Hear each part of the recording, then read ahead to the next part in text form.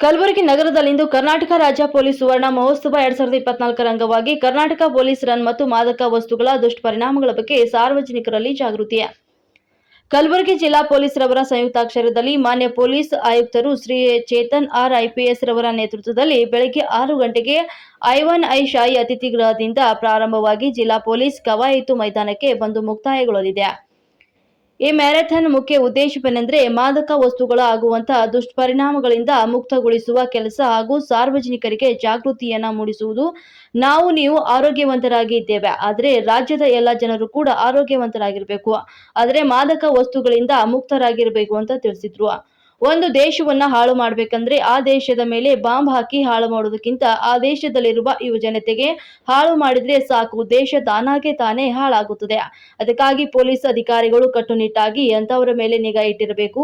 ಅದರ ಜೊತೆಗೆ ಶಾಲಾ ಆವರಣದಲ್ಲಿ ಸೇಲ್ ಮಾಡುವವರಿಗೆ ಫೈನ್ ಹಾಕಬೇಕು ಅಂತ ತಿಳಿಸಿದ್ರು. ಪೊಲೀಸ್ ಅಧಿಕಾರಿಗಳು ಮನಸ್ಸು ಮಾಡಿದ್ರೆ ಏನ್ ಬೇಕಾದ್ರೂ ಆಗುತ್ತೆ, ಅದನ್ನ ನಾವು ಮಾಡಿ ತೋರಿಸುವಂತ ಕೆಲಸ ಮಾಡಬೇಕು ಅಂತ ಪೊಲೀಸ್ ಆಯುಕ್ತರಾದ ಆರ್ ಚೇತನ್ ಅವರು ಪೊಲೀಸರಿಗೆ ಕಿವಿ ಮಾತನ್ನ ಹೇಳಿದ್ರು.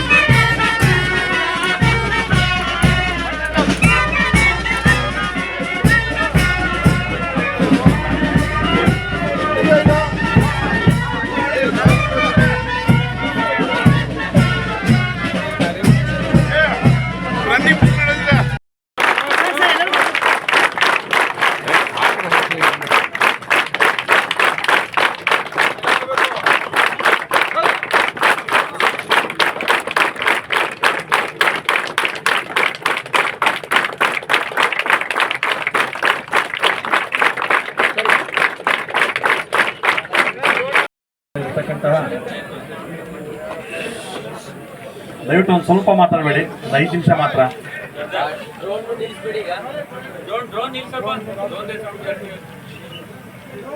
ಮತ್ತು ಕ್ರೀಡಾ ಸ್ಫೂರ್ತಿಯಿಂದ ಭಾಗವಹಿಸಿದಂಥ ಎಲ್ಲ ಪೊಲೀಸ್ ಅಧಿಕಾರಿಗಳೇ, ಕ್ರೀಡಾಪಟುಗಳೇ ಮತ್ತು ಸಾರ್ವಜನಿಕ ಬಂಧುಗಳೇ, ಇವತ್ತು ನಮ್ಮ ಕರ್ನಾಟಕ ರಾಜ್ಯ ಪೊಲೀಸ್ ಒಂದು ಸುವರ್ಣ ಮಹೋತ್ಸವವನ್ನು ಆಚರಣೆ ಮಾಡ್ತಾ ಇದೆ.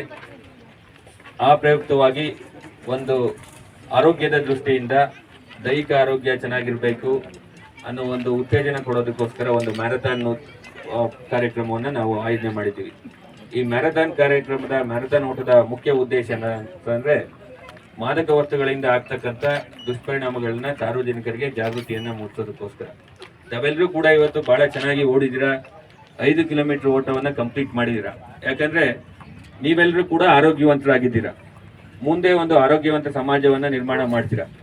ಅದೇ ರೀತಿ ಸಮಾಜ ನಮ್ಮ ಎಲ್ಲರಲ್ಲೂ ಇರಬೇಕು, ಎಲ್ಲ ರಾಜ್ಯದ ಎಲ್ಲ ಪ್ರದೇಶದಲ್ಲೂ ಕೂಡ ಒಂದು ಆರೋಗ್ಯವಂತ ಸಮಾಜ ಇರಬೇಕು ಅಂತ ಅಂದರೆ ಅದು ಮಾದಕ ವಸ್ತುಗಳಿಂದ ಮುಕ್ತವಾಗಿರಬೇಕು. ಯಾಕಂದರೆ ನಾವು ಸಾಕಷ್ಟು ಬಾರಿ ಪೇಪರಲ್ಲಿ ಎಲ್ಲ ಓದಿರ್ತೀವಿ, ಒಂದು ದೇಶವನ್ನು ಹಾಳು ಮಾಡಬೇಕು ಅಂದರೆ ಬೇರೆ ದೇಶದವರು ಆ ದೇಶದ ಮೇಲೆ ಬಾಂಬ್ ಹಾಕಿ ಆ ದೇಶವನ್ನು ಹಾಳು ಮಾಡೋದು ಬೇಕಾಗಿಲ್ಲ.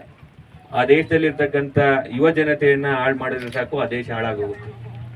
ಹಾಗಾಗಿ ನಾವು ಭಾರತೀಯರು ಸುಮಾರು 140 ಕೋಟಿ ಇದ್ದೀವಿ. ಅದರಲ್ಲಿ ಒಂದು 85 ಕೋಟಿ ಜನ 35 ವರ್ಷಕ್ಕಿಂತ ಒಳಗ್ಲವರಿದ್ದಾರೆ ಅಂತ ನಮ್ಮ ಅಂಕಿಅಂಶಗಳು ಹೇಳ್ತವೆ. ಈ 35 ವರ್ಷಗಳ ಜನ ಒಳಗಿರ್ತಕ್ಕಂಥ ಜನ ಆರೋಗ್ಯವಂತರ ಆಗದಲೇ ಹೋದ್ರೆ, ಅವರು ದುಶ್ಚಟಗಳಿಗೆ ಬಲಿಯಾದರೆ ನಮ್ಮ ದೇಶ ಅಧೋಗತಿಗಿಳಿಯುತ್ತೆ. ಹಾಗಾಗಿ ಈ ಮಾದಕ ವಸ್ತು ಅದರಲ್ಲಿ ಮುಖ್ಯವಾಗಿ ಹಾಳಾಗಕ್ಕೆ ಕಾರಣವಾಗಂಥದ್ದು ಒಂದು ಭಾಗ ಮಾದಕ ವಸ್ತುಗಳ ಸೇವನೆ. ನಾವೆಲ್ಲರೂ ಅನ್ಕೋತೀವಿ ಮಾದಕ ವಸ್ತುಗಳು ಅಂತ ಅಂದ್ರೆ ಗಾಂಜಾ ಅಥವಾ ಅದಕ್ಕಿಂತ ಮೇಲ್ಗಡೆ ಇರ್ತಕ್ಕಂಥ ಸಿಂಥೆಟಿಕ್ ಡ್ರಗ್ಸ್ ಇರ್ಬೋದು, ಅಥವಾ ಅಫೀಮ್ ಇರ್ಬೋದು, ಅಥವಾ ಬೇರೆ ಬೇರೆ ಅಂತ. ಅದು ಕೂಡ ದೊಡ್ಡ ಸಮಾಜಕ್ಕೆ ಹೊಡೆತವನ್ನ ಕೊಡ್ತಾ ಇದೆ. ಆದ್ರೆ ನಮ್ಮ ನ್ಯಾಯಾಧೀಶರು ಸಾಹೇಬರು ಹೇಳ್ದಾಗೆ ಮಾದಕ ವಸ್ತುಗಳ ಚಟ ಶುರುವಾಗೋದು ಯಾವಾಗ ಅಂತ ಅಂದ್ರೆ ಮಕ್ಕಳಾಗಿದ್ದಾಗ, ಅಥವಾ ಅವರು ಹುಡುಗರಾಗಿದ್ದಾಗ, ಅಥವಾ 20-22 ವರ್ಷದಲ್ಲಿದ್ದಾಗ ಯಾವಾಗ ಸಿಗರೇಟ್ ಸೇದೋದಕ್ಕೆ ಶುರು ಮಾಡ್ತಾರೋ ಅಲ್ಲಿಂದ ಅದು ಫಸ್ಟ್ ಸ್ಟೇಜ್ ಮಾದಕ ವಸ್ತುಗಳನ್ನು ತಗೋಬೇಕಾದ್ರೆ. ಹಾಗಾಗಿ ಆ ಫಸ್ಟ್ ಸ್ಟೇಜ್ ಅನ್ನ ನಾವು ಕಂಟ್ರೋಲ್ ಮಾಡಿದ್ರೆ ಮುಂದಿನ ಸ್ಟೇಜ್ಗಳನ್ನ ಈಸಿಯಾಗಿ ಕಂಟ್ರೋಲ್ ಮಾಡ್ಬೋದು. ಯಾಕಂದ್ರೆ ಮರವನ್ನ ಕಡಿಬೇಕು ಅಂದ್ರೆ ಕೊಡ್ಲಿಬೇಕು. ಒಂದು ಗಿಡ, ಸಣ್ಣ ಗಿಡ ಇದ್ರೆ ನಾವು ಕೈಲಿ ಕಿತ್ತಾಕ್ಬೋದು. ಏನೋ ಈಗ ಮಾದಕ ವಸ್ತುಗಳ ಸೇವನೆ, ನಾನು ಏನ್ ಹೇಳ್ತಾ ಇದ್ದೀನಿ, ಅದು ಸಿಗರೇಟ್ ಇಂದ ಅಥವಾ ಬೀಡಿಯಿಂದ ಶುರು ಆಗುತ್ತೆ ಅಂತ ಹೇಳ್ತೀನಿ. ಅದು ನಮ್ಮ ಕೈಯಿಂದ ಕಿತ್ತಾಗಂತ ಕೆಲಸ. ಅದನ್ನ ನಮ್ಮ ಪೊಲೀಸ್ ಅಧಿಕಾರಿಗಳು ಮತ್ತು ಪೊಲೀಸ್ ಸಹೋದ್ಯೋಗಿ ಮಿತ್ರರು ಇಲ್ಲಿ ಬಹಳ ಜನ ಇದ್ದಾರೆ. ಅದನ್ನ ತಾವೆಲ್ಲರೂ ಕೂಡ ಅರ್ಥ ಮಾಡ್ಕೋಬೇಕು. ಮುಖ್ಯವಾಗಿ ಶಾಲಾ ಕಾಲೇಜು ಸುತ್ತಮುತ್ತಲೇ ಸಾಕಷ್ಟು ಕಡೆ ಸಿಗರೇಟ್ ಅಥವಾ ಗುಟ್ಕಗಳನ್ನು ಮಾರಾಡ್ತಾ ಇರ್ತಕ್ಕಂಥದ್ದು ನಮಗೆ ಕಂಪ್ಲೇಂಟ್ ಬರುತ್ತೆ. ನೀವು ಅದ್ರ ಮೇಲೆ ಹೋಗಿ ಅವ್ರ ಮೇಲೆ ಕೇಸ್ ಹಾಕ್ತೀರಾ. ಆ ಕೇಸ್ ಹಾಕಿದ ತಕ್ಷಣ ಅದು ನಿಲ್ಲೋದಿಲ್ಲ. ಅದು ಕಂಪ್ಲೀಟ್ ಆಗಿ ಎರಾಡಿಕೇಟ್ ಆಗಿದೆಯಾ, ಅಲ್ಲಿ ಮಾರದ್ ನಿಂತಿದೆಯಾ ಅನ್ನೋದನ್ನ ನಾವು ನೋಡ್ಬೇಕಾಗುತ್ತೆ. ಈ ಸುವರ್ಣ ಮಹೋತ್ಸವದ ಅಂಗವಾಗಿ ನಮ್ಮ ನಗರದಲ್ಲಿ ಮತ್ತು ಜಿಲ್ಲೆನಲ್ಲಿ ನಾವು ಆ ಒಂದು ಸಣ್ಣ ಕೆಲಸದಿಂದ ನಮ್ಮ ಕೆಲಸವನ್ನ ಶುರು ಮಾಡೋಣ. ಏನು ಕೋಟ್ಪಾ ಕಾಯ್ದೆ ಏನಿದೆ ಅದನ್ನ ಸರಿಯಾಗಿ ನಾವು ಅನುಷ್ಠಾನಕ್ಕೆ ತಂದ್ರೆ ಮುಂದೆ ಏನು ಮಾದಕ ವಸ್ತುಗಳನ್ನ ಕನ್ಸ್ಯೂಮ್ ಮಾಡ್ತಿದ್ದಾರೆ ಅವ್ರ ಮೇಲೂ ಕೂಡ ಅದು ಕಡಿಮೆ ಆಗ್ತಕ್ಕಂಥ ಒಂದು ಪರಿಣಾಮ ಬೀಳುತ್ತೆ. ಇದರಿಂದ ಕೋಟ್ಪಾ ಆಕ್ಟ್ ಪ್ರಕಾರ ನಮ್ಮ ಹೆಡ್ ಕಾನ್ಸ್ಟೇಬಲ್ಸ್, ASIs, PSIs ಎಲ್ಲರೂ ಕೂಡ ಕೇಸ್ಗಳನ್ನ ಹಾಕ್ಬೋದು. ಹಾಗಾಗಿ ಆ ಶಾಲಾ ಕಾಲೇಜುಗಳ ಸುತ್ತ ಇರ್ತಕ್ಕಂಥದ್ದು ಅದು 18 ವರ್ಷದ ಒಳಗ್ಲವ್ರಿಗೆ ಸಿಗರೇಟು ಮತ್ತು ಬೀಡಿ, ಈ ತಂಬಾಕು ಪದಾರ್ಥಗಳನ್ನ ಮಾರೋದು ಕೂಡ ಅಫೆನ್ಸ್ ಇದೆ. ಮತ್ತೆ ಸಾರ್ವಜನಿಕ ಸ್ಥಳದಲ್ಲಿ ತಂಬಾಕು ಸೇವನೆ, ಸಿಗರೇಟ್ ಸೇವನೆ ಮಾಡೋದು ಕೂಡ ಅಫೆನ್ಸ್ ಇದೆ. ಇಂಥ ಅಫೆನ್ಸ್ಗಳನ್ನ ಹಿಡಿದು ಮುಖ್ಯವಾಗಿ ಏನು ನಮ್ಮ ವಿದ್ಯಾರ್ಥಿಗಳಲ್ಲಿ ಇರ್ಬೋದು ಅಥವಾ ಸಾರ್ವಜನಿಕರಲ್ಲಿ ಇರ್ಬೋದು, ಪಾರ್ಕ್ಗಳಲ್ಲಿ ಕನ್ಸ್ಯೂಮ್ ಮಾಡ್ತಾರೆ ಅಂತ ನಮಗೆ ಕಂಪ್ಲೇಂಟ್ ಬರುತ್ತೆ. ಕೆಲವು ಕಾರ್ನರ್ಗಳಲ್ಲಿ ಕನ್ಸ್ಯೂಮ್ ಮಾಡ್ತಕ್ಕಂಥ ಕಂಪ್ಲೇಂಟ್ ಬರುತ್ತೆ. ಶಾಲಾ ಕಾಲೇಜಿಗೆ ವಿದ್ಯಾರ್ಥಿಗಳ ಬಗ್ಗೆ ಕಂಪ್ಲೇಂಟ್ ಬರುತ್ತೆ. ಅಂತ ಸಂದರ್ಭದಲ್ಲಿ ನಾವು ಎಫೆಕ್ಟಿವ್ ಆಗಿ ಏನು ನಿರ್ಮೂಲನೆ ಮಾಡೋದಕ್ಕೆ ನಾವೆಲ್ಲ ಪೊಲೀಸ್ನವರು ಕೈ ಜೋಡಿಸಿದ್ರೆ, ಪೊಲೀಸ್ನವರು ಮನಸ್ಸು ಮಾಡಿದ್ರೆ ಡೆಫಿನೆಟ್ ಆಗಿ ಮಾಡ್ಬೋದು. ನನ್ನೆಲ್ಲ ಸಹೋದ್ಯೋಗಿಗಳಲ್ಲಿ ನಾನು ಅದನ್ನ ಮಾಡ್ತಾರೆ ಅಂತೇಳಿ ನಾನು ಅನ್ಕೊಂಡಿದ್ದೀನಿ. ಯಾಕಂದ್ರೆ ಇವತ್ತಿನ ನಾವು ಮ್ಯಾರಥಾನ್ ಓಡ್ತಕ್ಕಂಥದ್ದು ಮುಖ್ಯ ಉದ್ದೇಶ ಏನಂತಂದ್ರೆ ಅದರಿಂದ ಆಗ್ತಕ್ಕಂಥ ದುಷ್ಪರಿಣಾಮಗಳನ್ನ ಸಾರ್ವಜನಿಕರ ಮೇಲೆ ಅದಕ್ಕೆ ಅವೇರ್ನೆಸ್ ತರ್ತಕ್ಕಂಥದ್ದು. ಅದ್ರ ಜೊತೆಗೆ ನಮ್ಮ ಕರ್ತವ್ಯಗಳನ್ನ ಮಾಡಬೇಕು. ಇಲ್ಲಿ ಸಾಕಷ್ಟು ಜನ ಸಾರ್ವಜನಿಕರು ಬಂದಿದ್ದಾರೆ, ಸಣ್ಣ ಮಕ್ಳುಗಳು ಬಂದಿದ್ದಾರೆ. ಅವ್ರಗಳ ಮುಖಾಂತರ ನಾವು ಈ ಒಂದು ಒಳ್ಳೆ ಕೆಲಸವನ್ನ ಮಾಡಿದೀವಿ ಅಂತ ಅನ್ಕೋತೀವಿ. ಅವ್ರುಗಳು ಕೂಡ ಮುಂದಿನ ದಿನಗಳಲ್ಲಿ ಅದ್ರ ಬಗ್ಗೆ ಅವೇರ್ನೆಸ್ ನ ಕ್ರಿಯೇಟ್ ಮಾಡ್ತಾರೆ ಅಂತ ಅನ್ಕೊಡ್ತಿದೀವಿ. ಮತ್ತು ಈಗ ನಾವು 50 ವರ್ಷಗಳನ್ನ ಆಚರಣೆ ಮಾಡ್ತಿರೋದ್ರಿಂದ ಎಲ್ಲ ನನ್ನ ಪೊಲೀಸ್ ಸಹೋದ್ಯೋಗಿಗಳ ಮಿತ್ರರಿಗೆ ನಾನು ಈ ಸುವರ್ಣ ಮಹೋತ್ಸವ ಸಂದರ್ಭದಲ್ಲಿ ಅವ್ರಿಗೆ ಅಭಿನಂದನೆಗಳನ್ನ ಹೇಳೋದಕ್ಕೆ ಇಷ್ಟಪಡ್ತೀನಿ. ಯಾಕಂದ್ರೆ ಅಂತ ಒಂದು 50th year ಅಲ್ಲಿ ನಾವು ಕೂಡ ಪೊಲೀಸ್ ಇಲಾಖೆಯಲ್ಲಿ ಕೆಲಸ ಮಾಡ್ತಿರ್ತಕ್ಕಂಥದ್ದು ಒಂದು ಹೆಮ್ಮೆಯ ವಿಷಯ. ಇನ್ನು ಕರ್ನಾಟಕ ರಾಜ್ಯ ಪೊಲೀಸನ್ನ ಹೆಚ್ಚು ಎಫೆಕ್ಟಿವ್ ಆಗಿ ಸಾರ್ವಜನಿಕರಿಗೆ ಜನ ಸ್ನೇಹಿಯಾಗಿ ಸಾರ್ವಜನಿಕರಿಗೆ ನಮ್ಮ ಮೇಲೆ ನಂಬಿಕೆ ಬರ್ತಕ್ಕಂಥ ರೀತಿಯಲ್ಲಿ ನಾವು ಕೆಲಸ ಮಾಡಬೇಕು ಅಂತ ನಾನು ಈ ಸಂದರ್ಭದಲ್ಲಿ ನಮ್ಮ ಎಲ್ಲ ಸಿಬ್ಬಂದಿಗಳಿಗೆ ಕರೆ ಕೊಡ್ತೀನಿ. ನಮ್ಮ ಪ್ರೊಬೈಷನ್ಸ್ಗಳಿದ್ದಾರೆ. ಪ್ರೊಬೈಷನ್ಸ್ಗಳು ಈಗ ಈ 50ನೇ ವರ್ಷದಲ್ಲಿ ಅವರು ನಮ್ಮ ರಾಜ್ಯ ಪೊಲೀಸ್ಗೆ ಜಾಯಿನ್ ಆಗ್ತಾ ಇರ್ತಕ್ಕಂಥದ್ದು ಕೂಡ ಒಂದು ಹೆಮ್ಮೆಯ ಸಂಗತಿ. ಮುಂದಿನ ನೀವು 30-35 ವರ್ಷಗಳ ಕಾಲ ನಮ್ಮ ಪೊಲೀಸ್ ಇಲಾಖೆಯಲ್ಲಿ ಇರ್ತೀರಾ. ಆ ಇಲಾಖೆಗೆ ಒಂದು ಒಳ್ಳೆಯ ರೀತಿಯಲ್ಲಿ ಸೇವೆಯನ್ನು ಸಲ್ಲಿಸಿ ಸಾರ್ವಜನಿಕರಿಂದ ಇಲಾಖೆಗೆ ಒಳ್ಳೆಯ ಹೆಸರು ಬರೋ ರೀತಿಯಲ್ಲಿ ಮಾಡಬೇಕು. ಒಳ್ಳೆಯ ಹೆಸರು ಬರೋದಕ್ಕೆ ಅಂತ ನಾವು ಕೆಲಸ ಮಾಡಬಾರ್ದು. ನಾವು ಕೆಲಸ ಒಳ್ಳೇದು ಮಾಡಿದ್ರೆ ಆಟೋಮೆಟಿಕ್ ಆಗಿ ಅದ ಹೆಸರು ಬರುತ್ತೆ. ಹಾಗಾಗಿ ಕೆಲಸ ಮಾಡೋದ್ರ ಮುಖಾಂತರ ನಾವು ಜನರಿಗೆ ಒಂದು ಪೊಲೀಸ್ ಇಲಾಖೆಯ ಏನು ಸೌಲಭ್ಯಗಳಿದೆ ಅದನ್ನೆಲ್ಲ ಕೂಡ ತಲುಪಿಸ್ಬೇಕು ಅಂತ ನಾನು ಈ ಸಂದರ್ಭದಲ್ಲಿ ಹೇಳ್ತೀನಿ. ಮತ್ತು ಈ ಒಂದು ಕಾರ್ಯಕ್ರಮಕ್ಕೆ, ಈ ಮ್ಯಾರಥಾನ್ಗೆ ಸಾಕಷ್ಟು ಜನ ಸಾರ್ವಜನಿಕರು ಬಂದಿದ್ದಾರೆ. ಮತ್ತೆ ಕ್ರೀಡಾ ನಿಲಯದಿಂದ ವಿದ್ಯಾರ್ಥಿಗಳು ಬಂದಿದ್ದಾರೆ. ಎಲ್ರಿಗೂ ಕೂಡ ನಾನು ಕರ್ನಾಟಕ ಪೊಲೀಸ್ ವತಿಯಿಂದ ಅವ್ರಿಗೆ ತುಂಬು ಹೃದಯದ ವಂದನೆಗಳನ್ನ ಹೇಳೋದಕ್ಕೆ ಇಷ್ಟಪಡ್ತೀನಿ. ಮತ್ತು ಈ ಮ್ಯಾರಥಾನ್ ಓಟಕ್ಕೆ ಅಥವಾ ಮ್ಯಾರಥಾನ್ ಕಾರ್ಯಕ್ರಮಕ್ಕೆ ನಮ್ಮ ಕಲಬುರಗಿ ನಗರ ಪೊಲೀಸ್ ಜೊತೆಯಾಗಿ ನಿಂತ ಕಲಬುರಗಿ ಜಿಲ್ಲಾ ಪೊಲೀಸ್ ಅಕ್ಷಯ್ ಅಕ್ಕಿ ಮತ್ತು ಅವರ ಟೀಮ್, ಮತ್ತೆ ನಮ್ಮ KSRP ಕಮಾಂಡೆಂಟ್ ಮತ್ತು KSRP ತಂಡ, ಬ್ಯಾಂಡ್ ಇರ್ಬೋದು ಅಥವಾ KSRP ಎಲ್ಲ ಸಿಬ್ಬಂದಿಗಳಿರ್ಬೋದು, ಅಧಿಕಾರಿಗಳಿರ್ಬೋದು, ಮತ್ತೆ ನಮ್ಮ ಇತರ ವಿಂಗ್ಗಳಾದಂಥ ಲೋಕಾಯುಕ್ತ ವಿಂಗ್ ಇರ್ಬೋದು, ಇಂಟೆಲಿಜೆನ್ಸ್ ವಿಂಗ್ ಆಗಿರ್ಬೋದು. ಅದ್ರ ಜೊತೆಗೆ ಹೆಚ್ಚು ಸ್ಟ್ರೆಂತ್ ಕೊಟ್ಟಿದ್ದು ನಮಗೆ ಪೊಲೀಸ್ ಟ್ರೈನಿಂಗ್ ಸ್ಕೂಲ್ ನಾಗನಹಳ್ಳಿ ಎಲ್ಲ ಪ್ರೊಬೆಷನರ್ಸ್ ಮತ್ತೆ ಅವ್ರನ್ನ ಕರ್ಕೊಂಬಂದಿರ್ತಕ್ಕಂಥ ನಮ್ಮ ಇನ್ಸ್ಪೆಕ್ಟರ್ ಶಾಂತಿನಾಥ್ ಮತ್ತೆ ಅವರ ಪ್ರಿನ್ಸಿಪಲ್ ಕಿಶೋರ್ ಬಾಬು ಅವ್ರಿಗೂ ಕೂಡ ನಾನು ಈ ಸಂದರ್ಭದಲ್ಲಿ ವಂದನೆಗಳನ್ನ ಹೇಳೋದಕ್ಕೆ ಇಷ್ಟಪಡ್ತೀನಿ. ನಮಗೆ ಸಪೋರ್ಟ್ ಮಾಡಿದ್ದಕ್ಕೆ ಅವ್ರಿಗೂ ಕೂಡ ಧನ್ಯವಾದಗಳನ್ನ ಹೇಳ್ಕೊಡ್ತೀನಿ. ಮತ್ತು ಈ ಎಲ್ಲ ಕಾರ್ಯಕ್ರಮಕ್ಕೆ ನಮ್ಮ ಜೊತೆ ಯುನೈಟೆಡ್ ಹಾಸ್ಪಿಟಲ್ ಅವರು ಕೂಡ ಕೈ ಜೋಡಿಸಿದ್ದಾರೆ. ಅವ್ರಿಗೂ ಕೂಡ ಕರ್ನಾಟಕ ರಾಜ್ಯ ಪೊಲೀಸ್ 50ನೇ ವರ್ಷ ಸುವರ್ಣ ಮಾಡ್ತಾ ಇದೆ ಸಂದರ್ಭದಲ್ಲಿ ನಮ್ಮ ಜೊತೆ ಕೈ ಜೋಡಿಸೋದಕ್ಕೆ ಅವ್ರಿಗೂ ಕೂಡ ಧನ್ಯವಾದಗಳನ್ನ ಹೇಳೋದಕ್ಕೆ ಇಷ್ಟಪಡ್ತೀನಿ. ಮತ್ತೊಮ್ಮೆ ಈ ಎಲ್ಲ ಕಾರ್ಯಕ್ರಮಕ್ಕೆ ನಮ್ಮ ಕಮಿಷನರ್ ಅವರಾದ ಚೇತನ್ ಸರ್ ಅವರೇ,